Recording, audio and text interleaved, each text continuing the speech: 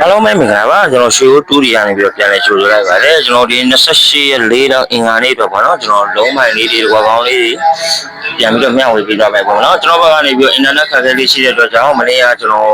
မနက်ကောညအောင်ပေါ့နော်ဒီဗီဒီယိုပိုင်းလေးလုပ်တယ်ကျွန်တော်ဗီဒီယိုပိုင်းလေးတင်နေနေထားအင်တာနက်ခက်ခဲလေးကြောင့်နော်ကျွန်တော် short ဗီဒီယိုလေးတွေမှာပဲမနေ့ညတင်ပေးထားတာလေးတွေရှိပါတယ်ဒီလိုကျွန်တော်ဗီဒီယိုပိုင်းရှိပေါ့နော်ဗီဒီယိုပိုင်းရှိမတွေ့လို့ရှင် short ဗီဒီယိုဒါမှမဟုတ်ရင် Telegram ထဲမှာဝင်ကြည့်ပေးပါအင်တာနက်ခက်ခဲလေးကြောင့်နားလည်ပေးပါโอเคအဲ့ဒါဆိုကျွန်တော်ကြည့်လိုက်ရအောင်ကျွန်တော်ဒီမှာ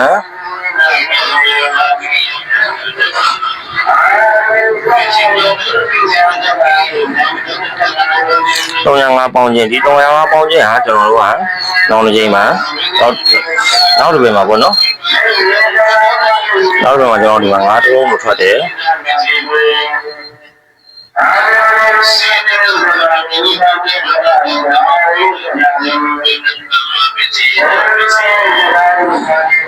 ငါတော့ထွက်တယ်ဗောနော်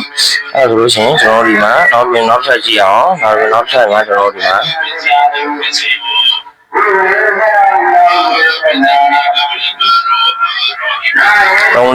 ကောင်းလေးဒီပေါင်းချင်းဟာကျွန်တော်ခွန်ပြတဲ့9ဝန်းချိန်မှာ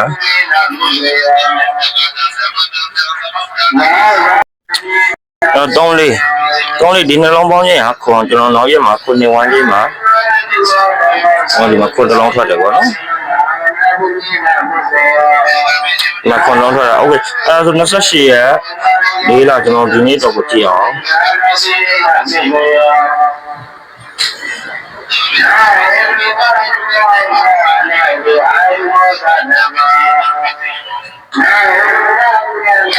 ဒီနေ့တော့ကျွန်တော်73ပေါင်းချင်းဟာတက်ရတယ်ကျွန်တော်ဒီနေ့တော့ကိုဒီနေ့တော့ဗောနော်ဒီနေ့တော့ကျွန်တော်တို့က16ဝန်းချင်းဗောနော်16ဝန်းချင်းကိုကျွန်တော်တို့တစ်လုံးကြိုက်ပါမယ်6ကအရင်ဘက်ကလေးပြောင်းနေတာဗောနော်6လေးတော့အရင်လေးအနေနဲ့အရင်လုံးနေတော့ကျွန်တော်6ကိုကြိုက်မယ်တော့မရောလုံးနေတော့ကျွန်တော်ဒီမှာ1ကိုကြိုက်ထားမယ်ဗောနော်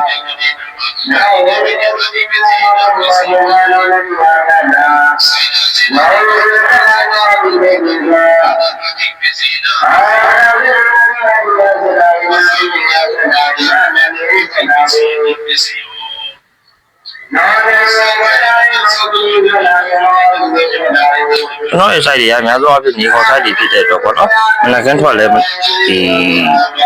မနက်ကန်းထွက်ထားလဲပေါ့နော်ညနေရောအရန်အနေနဲ့ပြန်ထုတ်ပေးပါပေါ့နော်ဟုတ်ကဲ့ဒီမှာဆိုလို့ရှိရင်ကျွန်တော်တို့နေကို16ဝန်းကျင်ရှိမယ်ဒီလုံးကိုင်မယ်ဟုတ်ကဲ့နောက်ဆက်ကိုကြည့်လိုက်အောင်နော်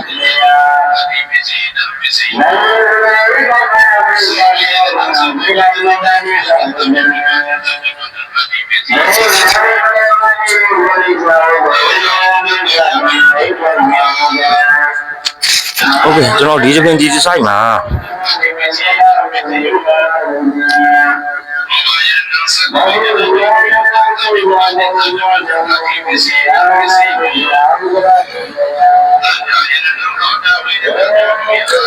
ဒီ3လုံးပေါင်းခြင်းပေါ့နော်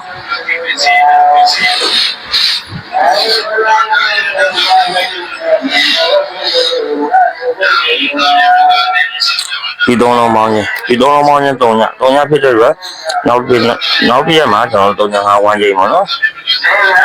35ဝန်းကျင်ဟာကျွန်တော်ဒီမှာ5ဆိုပြီးဆွဲတယ်ပေါ့နော်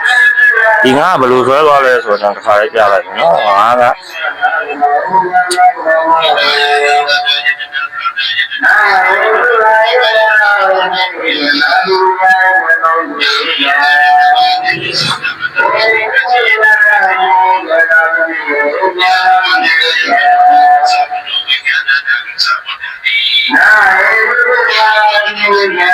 ဒီငါနှလုံးပေါင်းရင်6ဖြစ်တဲ့အတွက်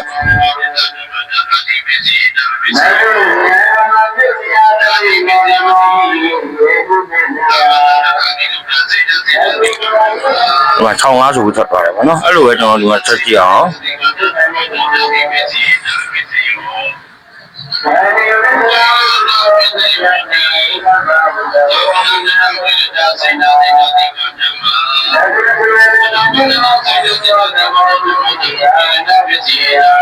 ဒီတော့မောင်းနေငါ63996ငါဒီတော့ပေါင်းငါပြတယ်ကျွန်တော်ရမှာ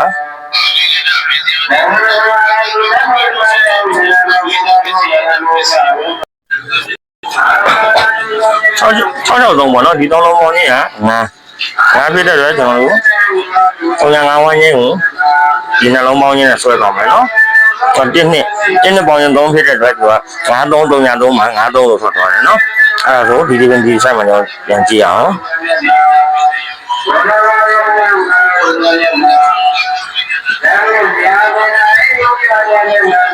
ခွန်တော့ဒီမှာလည်းပေါင်းရင်93ညဝန်းကျင်မှာ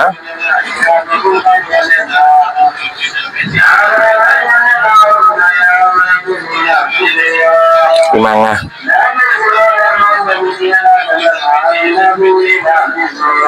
73ကိုပေါင်းရင်2ဖြစ်တဲ့အတွက်တော့9နှစ်ဆိုပြီးထွက်သွားတယ်ပေါ့နော်အဲ့ဒါနောက်ဆိုင်မှာကြည့်အောင်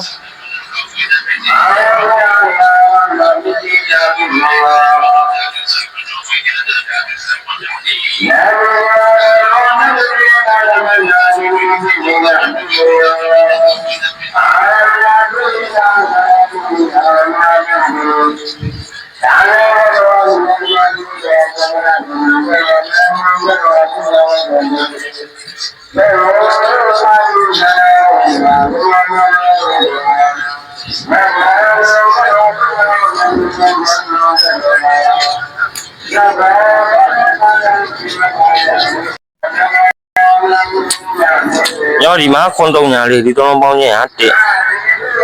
1ဖြစ်တဲ့အတွက်ကျွန်တော်ဒီမှာ1ဝန်းကျင်ဒီမှာ1ပေါ့နော်ဒါပေမဲ့ဒီဆိုင်မှာဒီနှလုံးပေါင်းခြင်း6ရမယ်ဟာကိုကျွန်တော်1 6ပေါ့နော်မင်းရော1 6ပြရမယ်ဟာကိုဒီမှာ1 6မပါဘူးကျွန်တော်ဒီဒီပင်ကတော့နည်းနည်းကြည့်တယ်လို့ပြောရမယ်ပေါ့နော်ကျွန်တော်3မိနစ်တိုင်းမှန်းလာတယ်ဒီပင်ကြည့်တယ်โอเคအဲ့ဒါဆိုလို့ရှိရင်ဒီဆိုင်မှာကျွန်တော်ကြည့်အောင်ဒီဆိုင်မှာ83ည83ည3ဆိုတော့ကျွန်တော်ပေါင်းခြင်းဟာ1ပေါင်းခြင်း1ဖြစ်တဲ့အတွက်သူကတဏီကုန်လာပေါ့နော်ကျွန်တော်ဒီလိုလေးဆွဲပြလိုက်တဏီကုန်16ပေါ့နော်6ကလည်းအရင်ဘက်ကလေးပြောင်းနေရတယ်16ပါကျွန်တော်ဒီမှာမင်းရောကွက်အနေနဲ့တင်မယ်ဆိုလို့ရှိရင်ကျွန်တော်1လေးလို့တင်လို့ရမှာပေါ့နော်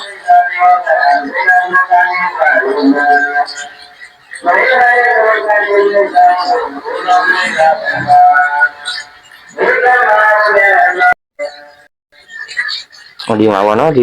ဆိုင်လေးရပြတ်သွားတယ်ပေါ့နော်ဒါလေးကိုဒီပြထားပြီပဲ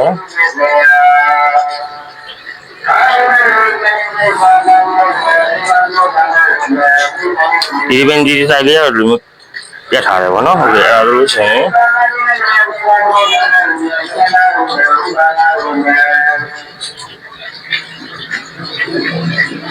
အဲ့ဒီမရှိရမြင်အောင်လို့ပေါ့နော်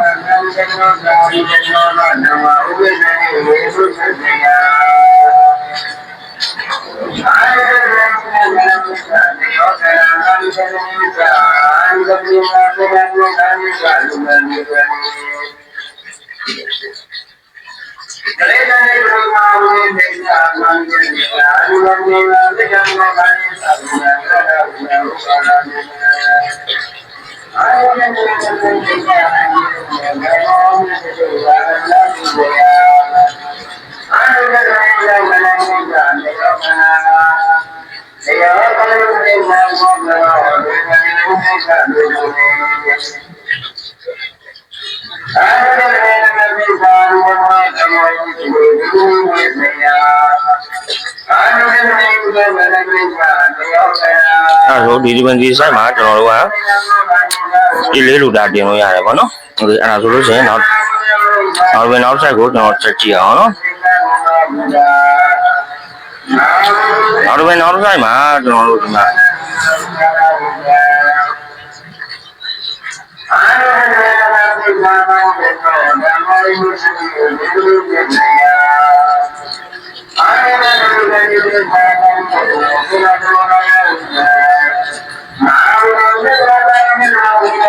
ခွန်တော့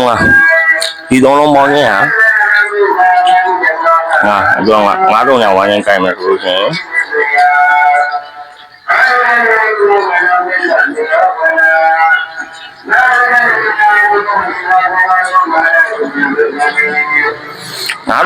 ချင်းကြိုင်မယ်လို့ဆိုရင်တော့ဒီမှာငါပေါ့နော်အဲ့ကြတော့ဒီငါနှစ်ကဘယ်လိုဟာလဲဆိုတော့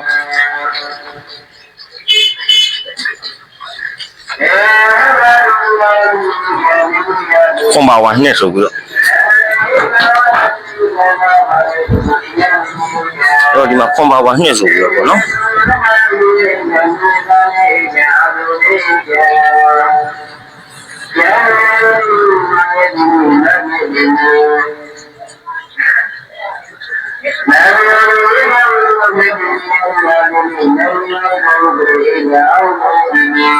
ခွန်ပါဝါနှစ်ဆိုပြီး50နှစ်လို့ပြောတယ်โอเคအဲ့ဒါတော့ကျွန်တော်နောက်ဆက်ကြည့်အောင်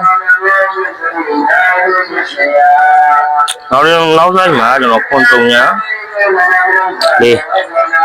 ခွန်တုံညာလေးဆိုတော့ပေါင်းခြင်းဟာ1ဖြစ်တဲ့တော့ကျွန်တော်ဒီမှာ1တရားခွန်ပါဝါနှစ်ခွန်နဲ့ကမယ်ဆိုလို့ရှိရင်ကျွန်တော်တို့ဒီမှာတစ်ခွန်တစ်နှစ်ဆိုပြီးရမှာပေါ့နော်တစ်ခွန်တစ်နှစ်ကိုကျွန်တော်တစ်ခွန်ထွက်သွားတယ်အဲ့ဒါဆိုကျွန်တော်နောက်ဆိုင်မှာအခုဒီနေ့ပေါ့နော်28ရက်4လအင်္ဂါနေ့တော့ကျွန်တော်ကြည့်အောင်အင်္ဂါနေ့တော့ကြည့်မယ်ဆိုလို့ရှိရင်ကျွန်တော်တို့ဒီမှာ73ညာ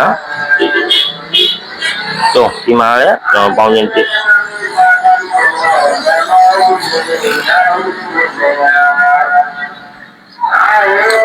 ဒီမှာပေါင်းခြင်းတစ်ဖြစ်တဲ့အတွက်ကျွန်တော်လူလာမယ်ဆိုလို့ရှိရင်တော့အဲ့တော့ကျွန်တော်တို့စစ်ချရအောင်တနည်းကောင်လာရွေးထားတာပေါ့နော်လူလာမယ်ဆိုလို့ရှိရင်တစ်ချိန်နဲ့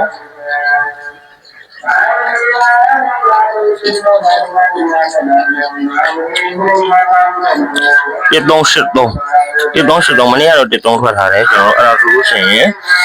ဒီနေ့တော့တနည်းကောင်လာလုံးပါတနည်းကောင်လာလုံးပါကျွန်တော်တို့ရွှေကနေပြီးတော့တစ်လို့ရေးထားပါတယ်ဟုတ်ကဲ့အဲ့ဒါဆိုလို့ရှိရင်နေကုန်ဝမ်းချင်းနေကုန်ဝမ်းချင်းအနေနဲ့ကတော့ကျွန်တော်ဒီမှာ16ကနေကုန်ဝမ်းချင်းအဲ့ဒါဆိုကျွန်တော်ရွေးခွက်အနေနဲ့မဲဟောခွက်ကို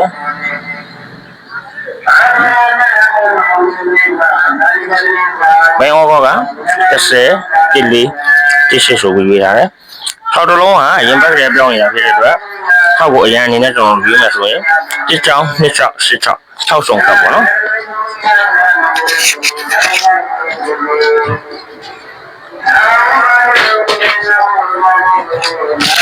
ဟုတ်ကဲ့အဲ့ဒါဆိုလို့ရှိရင်ကျွန်တော်တို့အနှစ်ချုပ်လေးပြန်ကြည့်လိုက်အောင်နော်ဒါနောက်ဆုံးအနှစ်ချုပ်မှာကျွန်တော်တို့ဒီမှာ16ဝမ်းချင်းတော့ဆိုင်3ဆိုင်ပေါ့နော်ဒီမှာလည်းကျွန်တော်တို့16ဝမ်းချင်းဒီမှာလည်းကျွန်တော်တို့ main 16ဝမ်းချင်းတနည်းကုန်လား16ဝမ်းချင်းရွှေကိုရွေးထားတာကတလုံးမကြိုက်ဘူးဆိုလို့ရှိရင်မိမိကြိုက်နေတဲ့ရခဏအနေနဲ့မဆော်လို့ရပါတယ်။ main ဟောကွက်30တိလေးတိရှိအရန်6 2 6 8 6ဟောဒီမှာမွေးလေးကွက်လေးကိုလည်းမမေ့ပါနဲ့ဟောကျွန်တော် channel ထဲမှာမကြည့်ရသေးတဲ့လူလေးရှိလို့ရှိရင် channel ထဲမှာဝင်ကြည့်ပေးပါ Telegram ကြားတွေကြည့်နေဆိုလို့ရှိရင်ကျွန်တော် Telegram ကို join ထားပေးပါအားလုံးကိုကျေးဇူးတင်ပါတယ်တစ်လုံးနဲ့အများထုတ်ကြမယ်ဗျာ